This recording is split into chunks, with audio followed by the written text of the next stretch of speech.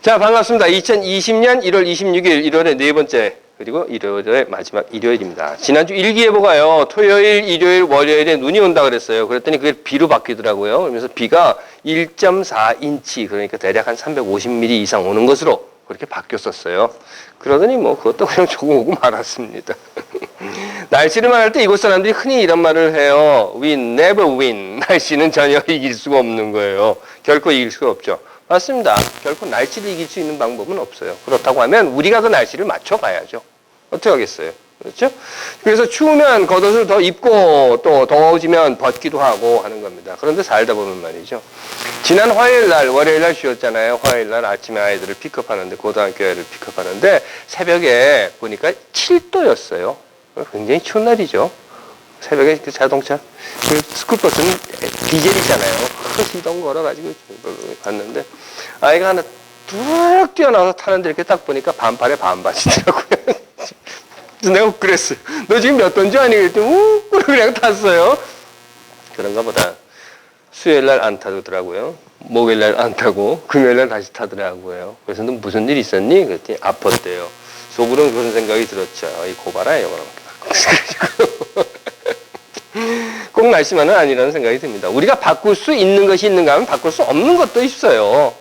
바꿀 수 없는 것이라고 하면 맞춰가야죠. 어떻게 하겠습니까? 그렇죠? 하지만 우리가 바꿀 수 있는 것이 있다고 하면 그건 바꿔야죠. 바꿀 수 있는 것을 바꾸지 않는다면요. 결국 우리 아이들도 그 늘 바뀌지 않는, 바꾸지 못하는 울타리 안에서 그냥 허덕허덕 이렇게 되고 마는 겁니다. 한국에 지금 국가개혁 변혁 시도를 하고 있다고 해요. 그리고 친일 잔재들로 인해서 훼손된 민족관과 군사 독재, 그리고 또 저질 자본주의로 삐뚤어진 국가의 체제를 바로 세우기 위해서 바꿔가는 오늘 우리에게 맡겨진 이 일들이 지금 한국에서 이루어지고 있다는 겁니다. 그렇다고 하면 우리 아이들, 다음 세대들을 위해서, 또 민족의 미래를 위해서 국가를 개혁하는 일에, 세상을 바꾸는 일에 우리가 해야 할 일이 있으면 해야 할 거예요. 우리가 도움이 될 일이 있다고 하면 도움이 되어야 하겠습니다. 예수의 마지막 행적을 담은 마가복음 14장 이후에는요, 예수가 제자들을 보고 이런 이야기를 해요. 베드로와 야고보 그리고 요한만을 따로 산 위로 데리고 올라가서 예수가 기도를 하면서 내가 기도하는 동안 너희는 여기 앉아 있어라 그러는 거예요. 내 마음이 괴로워 죽을 지경이 됐어. 왜냐하면 이제 곧 여기가 이제 겟세마네 동산이라고 하는 곳인데 곧 십자가에 매달려 죽게 생겼단 말이죠. 이제 곧 붙잡히게 생긴 거예요. 그러다 보니까 괴로워 죽을 지경이니까 너희는 여기 남아서 깨어 있어라 좀. 깨어서 내가 기도하고 있는데 너희들도 좀 기도 좀 해라. 그리고 제자들한테 이야기를 하고 자기는 조금 떨어진 곳에 가서 기도를 했다고 합니다. 근데 그 기도의 내용이 무언가 하면 이것이었어요. 아버지여 나의 아버지여, 아버지께서 무엇이든 다 하실 수 있으시니 이 잔을 나에게서 거두어 주옵소서. 그러나 제 뜻대로 마시고 아버지의 뜻대로 하소서 하는 것이었습니다. 앞에 말씀드린 것처럼 지금 예수는 죽음을 앞두고 있어요. 이제 곧 죽을 거라고 하는 것에 부닥치는 처절한 기도를 지금 하고 있는 겁니다. 그런데 말이죠. 예수가 그렇게 기도를 했어요. 피눈물을 흘리면서 기도를 하고 제자들을 보고 거기 깨어 있어라 한 곳으로 다시 돌아와 보니까 베드로, 야고보, 요한 그 제자들은 자고 있더라는 겁니다. 쿨쿨거리고. 그 모습을 보고 예수가 이렇게 얘기해요. 야, 나는 지금 죽을 지경이야. 목숨을 걸고 기도하고 있는데 너희는 지금 자고 있냐? 아니, 한 시간도 못 깨어 있겠니? 내가 이렇게 고통스러운데 너희들도 깨어서 같이 기도 좀 해주면 안 되겠니? 라고 이야기를 합니다. 그리고 나서 예수는 다시 또 얼마 떨어진 곳에 가서 기도를 해요. 두 번째 다시 돌아와 봅니다. 하지만 제자들은 여전히 자고 있었다고 해요. 성서는 이렇게 얘기해요. 너무나 졸려 눈을 뜨고 있을 수가 없었고 더욱 무슨 말을 해야 할지도 몰랐다. 무슨 말입니까? 그냥 멍청하게 뜨지 않은 감은 눈으로, 아니 감지 않은 자는 눈으로 눈만 뻑뻑뻑거리고 있었다는 거예요. 그런 제자들의 모습을 보고 예수는 또 다시 떠나가서 기도를 합니다. 그리고 세 번째, 이제 제자들에게 너희도 좀 깨어서 내 고통과 함께 해주어라고 한 그곳에 돌아와 보았을 때 예수는 제자들이 또 자고 있는 모습을 봅니다. 그러자 그들에게 이렇게 얘기해요. 공동번역 성서는 이렇게 되어 있습니다. 아직도 자고 있느냐? 아직도 쉬고 있느냐? 그만하면 넉넉하다. 자, 때가 왔다. 사람의 아들이 죄인들 손에 넘어가게 되었다. 일어나서 가자. 이렇게. 하지만 이건 공동번역 성서고요. 장호준 역으로 번역을 제가 다시 해보면 이런 겁니다. 야, 참 너희들 찡하다 찡해. 내가 그렇게 말을 했건만 내가 지금 다 죽게 되었다고 마지막 때가 되었다고 내가 너희들에게 뭐 다른 거 그렇게 큰 거 힘든 거 부탁을 했더냐. 내가 너희들 보고 나 대신 싸워달라 그랬어. 아니면 나 대신 너희들이 십자가에 매달려 죽어달라고 하기를 했냐. 내가 괴로워 죽을 지경이니까 그저 내 곁에서 같이 눈 뜨고 있어달라고 하는 건데 그것도 못하겠냐. 아휴, 내가 저런 것들을 제자라고. 아이고 이 화상들아 됐다. 그만 가자.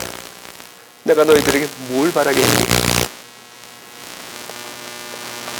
이런 번역이 가능한 것은요, 바로 이 사건 앞에서 예수가 제자들에게 그런 이야기를 하는 거예요. 모두가 나를 버릴 것이다. 그러자 베드로가 벌떡 일어나서 외치니 무슨 말씀입니까 선생님? 비록 모든 사람이 주님을 버린다 할지라도 저는 절대로 주님을 버리지 않겠습니다 라고 외쳤었고, 예수가 또한 오늘 밤 닭이 2번 울기 전에 내가 나를 3번 모른다고 할 거다라고 베드로에게 말하자 베드로가 눈에 불을 켜고 목에 힘줄을 세우고 달려들면서 아니 무슨 말씀을 그렇게 하십니까? 선생님 저를 그렇게도 못 믿으십니까? 저요 베드로예요. 베드로 선생님의 첫 번째 제자 베드로 주님과 함께 죽는 한이 있더라도 결코 주님을 모른다고 하지 않겠습니다 하고 장담을 했던 것이 바로 그 앞에 나와 있었던 거예요. 그러니 나는 선생님을 위해서는 목숨도 내놓을 수 있고 선생님을 위해서는 죽을 수도 있습니다. 그런데 선생님을 위해서 잠을 내놓지 못하고 선생님을 위해서 깨어있을 수는 없습니다 하는 고백을 했던 겁니다. 말로는 뭘 못합니까? 말로 다 했어요. 하지만 실제로 행동으로 삶으로는 그래서 예수가 말합니다. 그래 참 말은 잘한다. 내 마음은 참 간절한 것 같다. 정말. 그런데 내 몸이 말을 듣지 않는구나. 내 몸이 내 말을 따라가지 못하는구나. 아이고. 제가 늘 여러분들께 감기 조심하시라는 말씀을 드렸는데 제가 감기 걸렸습니다. 그러니까 뭐 제가 하루에 만나는 아이들의 수가요. 고등학교, 중학교, 초등학교, 그 다음에 중간에 프리스쿨까지 다 하면 한 90명에서 100명 정도 돼요. 이 아이들이 아침, 저녁으로 내 버스를 타고 내리고 그럽니다. 아시는 대로 스쿨버스 운전석이라고 하는 것은 이 출입구 바로 앞에 딱 이렇게 있어요. 올라오면서 챙! 타고 내리면서 챙! 그리고 다 갑니다. 그러니까 첫 번째로 바이러스를 받고 마지막까지 바이러스를 받는 자리가 제 자리인 거예요. 뭐 어쩌겠어요. 더구나 아이들 같으면은요, 번갈아가면서 아프면 돼요. 90명의 아이들 중에서 한 반쯤 아프고 또 반쯤 낫고 반쯤 아프고 반쯤 낫고 이러면 되겠지만 스쿨버스 운전사는 나 하나밖에 없기 때문에 번갈아가며 아플 수가 없는 거죠. 항상 그 자리에서 묵묵히 모든 감기 바이러스를 맞이해야 하는 운명이다. 저는 그렇게 생각을 하면서 삽니다. 그러니 어디 가겠어요? 예전에는 늘 그랬지만요. 그래도 예전에는요, 하루 이틀 정도 아프면 뭐 괜찮은 것 같았어요. 근데 요즘은 하루 이틀이 아니라 한 주 또는 2주 정도 가더라고요. 어떨 때는 한 달도 가고요. 그래서 예전에는요, 그냥 하루 이틀 아프면 돼 하고 약을 안 먹었습니다. 근데 요즘은 예전처럼 그렇게 혼자 해결할 수 있는 게 아닌 것 같아요. 그래서 약을 먹습니다. 그 말은 요즘은 제가 혼자 해결이 안 되기 때문에 약의 도움을 받는다는 거예요. 하지만 아시는 대로 감기약이라는 건 없답니다. 감기약이라는 건 없대요. 다만 감기 바이러스를 치료하는 것이 아니라 증상을 완화시켜주는 것뿐이랍니다. 그래서 뭐 흔히 이런 얘기 하잖아요. 감기 약 먹으면 일주일, 안 먹으면 7일 이라는 거. 바로 그게 감기라는 겁니다. 그럼에도 필요할 때는 약의 도움을 받게 되는 거죠. 예를 들어서 기침을 심하게 하면 기침을 완화시켜주는 약을 먹습니다. 열이 많이 나면 열을 내려주는 해열제를 먹습니다. 이렇게 도움을 받는다는 거예요. 그런데요, 그 말은요, 기침을 하지 않고 열만 나는데 기침약을 먹는 것은 도움이 되지 않는다는 겁니다. 또는 아무리 약의 도움을 받아야지 한다고 해서 열이 펄펄펄펄 나고 있는데 관절염 약을 먹는 것은 도움이 되지 않는다는 겁니다. 제자들은요, 예수에게 도움이 되고자 했어요. 하지만 예수에게 필요한 것은, 그러니까 예수가 지금 필요로 하고 있는 것은요, 안 돼요 선생님 같이 갈 거예요 내 목숨도 내놓겠어요 하는 것이 아니라 지금 예수 곁에서 깨어있기를 필요로 했던 것인데, 그리고 그 깨어있음으로 함께 예수의 고통을 나눠주기를 필요로 했던 것인데 그것이 예수에게 도움이 되는 것이었는데 제자들은 결국 예수가 무엇이 필요한지를 알지 못했고 그 결과 도움이 되지 못했다는 겁니다. 자, 그러면 한국 상황에서도 저는 이런 것을 봐요. 지금 대한민국이 국민이 무엇을 원하는데 무엇이 필요한데 그 필요한 것을 알지 못함으로 인해서 도움이 되지 못하고 있는 검찰, 국회, 사법부, 사회 현상들을 보게 됩니다. 도움은커녕 오히려 해가 되는 상황을 보고 있다는 거죠. 지금 필요한 것은 정부 수립 이후에 지속적으로 쌓여온 기형적 권력 축적이라고 하는 검찰의 권력을 분산하고 통제하는, 개혁하는 일을 국민은 원하고 있는 것인데 현 검찰 수뇌부는 오히려 검찰력을 더 집중적으로 강화하기에 도움이 되지 않는 겁니다. 이건 오히려 해가 되는 거예요. 국민의 뜻이 가능한 많은 그것도 소수의 목소리가 입법부에 전해지게 하기 위해서 연동형 비례대표제를 원하고 있는데 거대 양당이라고 하는 큰 두 개의 당들이 지금까지 자신들이 누려온 그 기득권을 부여잡기 위해서 이를 방해하고 있는 겁니다. 결국 현 입법부가 국민의 소리를 더 많이 전달하고자 하는 국가개혁에 도움이 되지 않는다는 거예요. 다시 말해서 무엇을 원하는지 알아야 그것이 분명히 도움이 될 수 있는 방법이 무엇인가를 우리는 찾을 수 있다는 겁니다. 사법부는 아닙니까? 사법부도 마찬가지고 사회 전반의 국민의식, 역사 마찬가지인 것입니다. 오늘 2020년은요. 대한민국 건국 200년을 향해가는 첫 해입니다. 이 첫 해에 이 나라와 민족 그리고 역사가 원하는 것이 무엇인지를 알지 못한다고 하면 오늘 사는 우리들이 이 민족과 이 나라에게 도움은커녕 오히려 해가 된다는 겁니다. 그렇다면 여러분들 과연 우리 민족과 국가가 원하는 것이 무엇인가? 더 강조해서 말씀드릴 것도 없어요. 수없이 제가 여러분들께 말씀드렸습니다. 민주주의의 확립과 민족의 통일이라는 거예요. 교회 역시 마찬가지입니다. 오늘 하나님이 이 나라와 이 민족을 통해서 원하시는 것은 이 나라와 이 민족이 이 세상에서 자유와 정의, 평등과 평화의 기둥이 되라고 하시는 겁니다. 그럼에도 이를 무시하고 왜곡하는 짓을 서슴없이 저지르다 보니까 하나님께서 원하시는 것에는 도움이 되기는커녕 오히려 종북 좌빨 운운하고 적화통일 어쩌고 저쩌고 하면서 해를 끼치게 돼버리고 만다는 겁니다.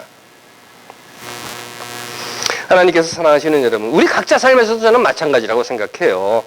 함께 살아가는 가족들, 이웃들이 있지 않습니까? 그분들이 무엇을 필요로 하고 무엇을 원하고 있는지를 알아야 한다는 겁니다.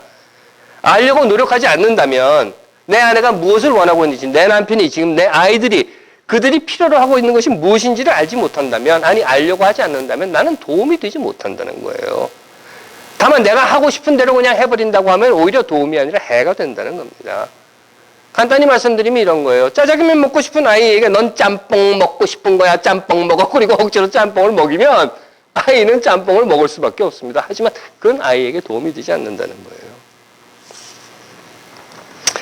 하나님께서 사랑하시는 여러분, 우리가 세상을 살아가면서 바꿔야 할 것은 바꿔야 합니다. 물론 바꿀 수 없는 것은 맞춰가야 할 것입니다. 하지만 더욱이 세상이 원하는 것이 무엇인지를 바르게 알아야 하고 세상에 도움이 되는 방향으로 하나님의 뜻이 이루어지는 길로 우리의 삶을 바꿔가는 것이 오늘 하나님께서 우리에게 명령하신 것이라 저는 믿는 것입니다. 두 번째 새해죠. 설이라고 합니다. 설. 새해는 진정 역사와 세상 그리고 이웃과 가족들에게 도움이 되는 삶을 한번 살아봅시다. 기도하겠습니다. 하나님, 우리 삶이 하나님의 뜻을 이 땅 위에서 이루어가는 일에 도움이 되게 하옵소서. 아멘.